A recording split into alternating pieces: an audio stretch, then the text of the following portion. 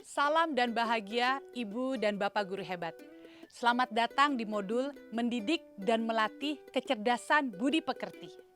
Pada kesempatan ini, kita akan membahas materi Budi Pekerti berdasarkan pemikiran Ki Hajar Dewantara, agar kita dapat memahami gagasan Ki Hajar Dewantara mengenai tujuan dan azas pendidikan nasional untuk melatih dan mendidik kecerdasan budi pekerti murid.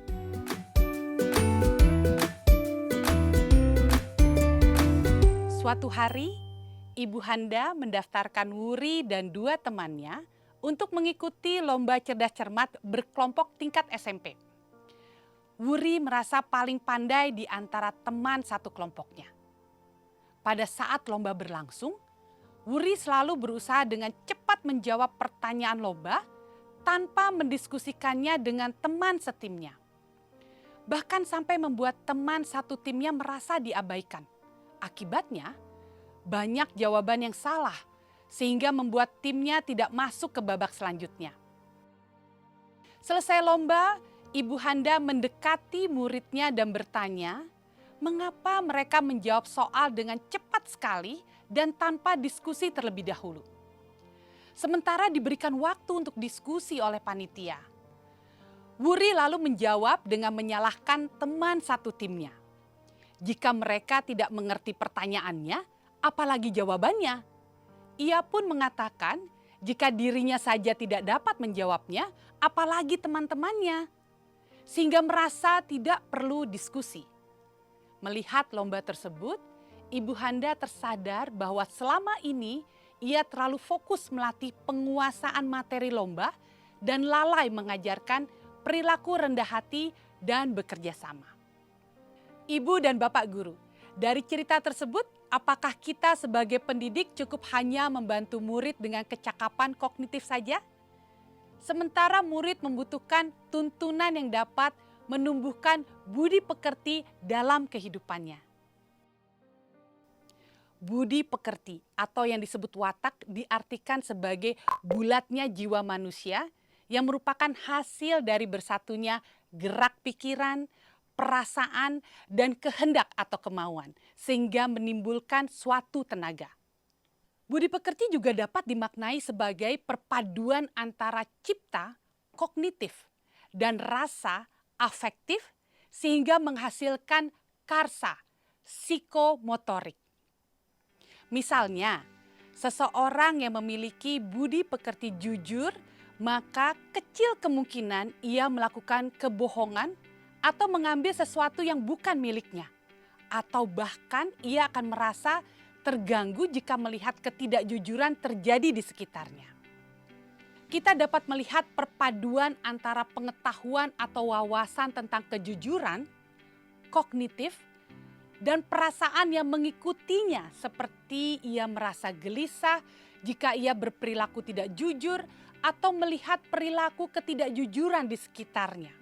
Afektif, yang kemudian menghasilkan watak atau budi pekerti jujur yang ditampilkan, psikomotorik.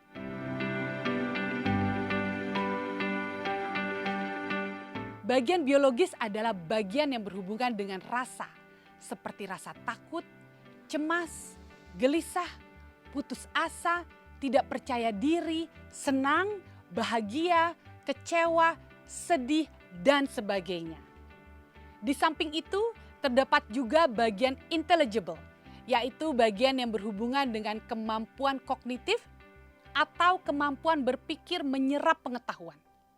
Kedua bagian watak atau budi pekerti inilah yang dijadikan dasar penjelasan Ki Hajar Dewantara mengenai kertas yang bertuliskan tulisan samar di dalam pendekatan teori konvergensi.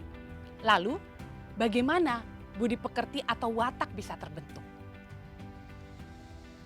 Ki Hajar Dewantara juga menjelaskan bahwa keluarga merupakan tempat utama dan yang paling baik dalam melatih karakter anak atau murid.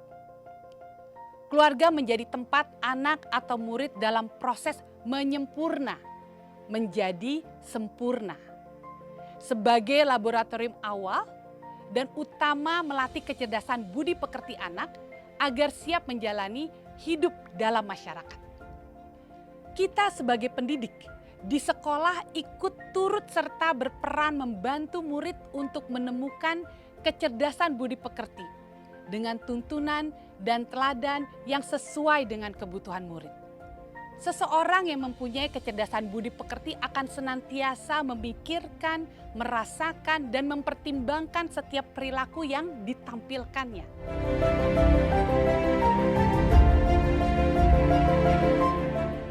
Pendidikan sangat erat kaitannya dengan bagian intelligible dari budi pekerti karena berhubungan dengan kecerdasan pikiran atau berpikir murid yang dapat berubah dari waktu ke waktu serta keadaan tertentu.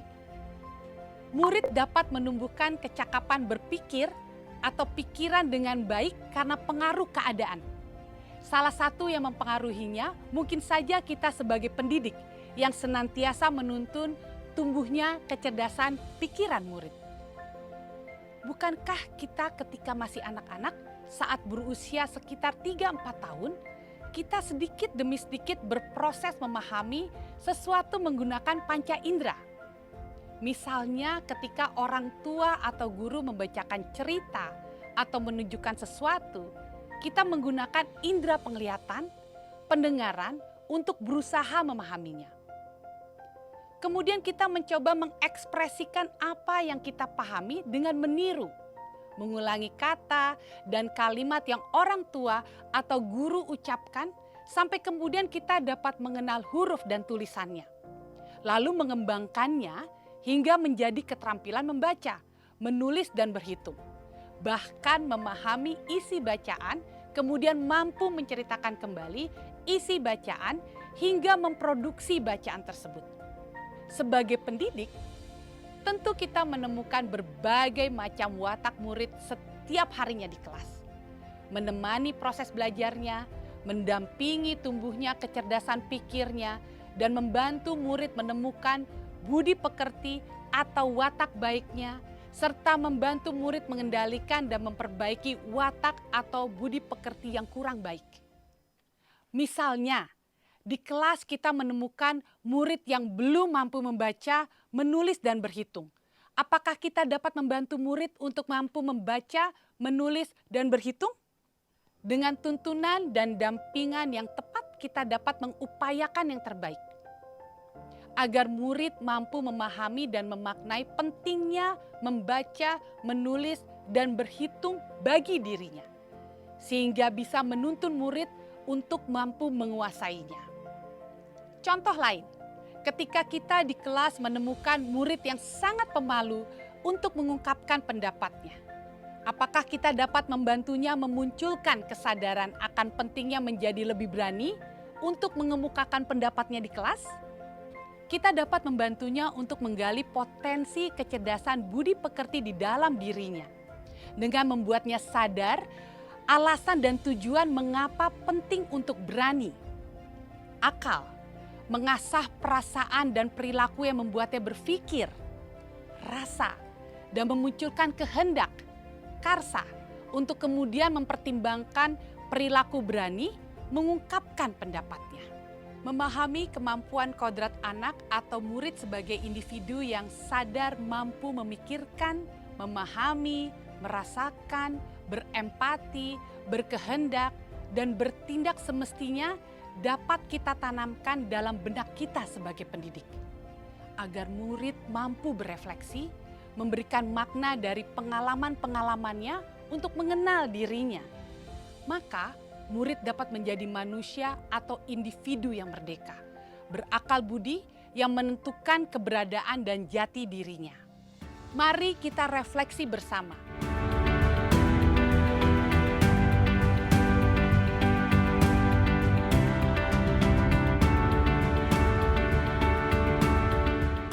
Sekian pembelajaran mengenai budi pekerti atau watak dalam modul ini. Semoga materi ini dapat memantapkan setiap langkah kita dalam menjalankan tugas sebagai pendidik semakin bermakna. Selamat belajar Ibu dan Bapak guru hebat, salam dan bahagia.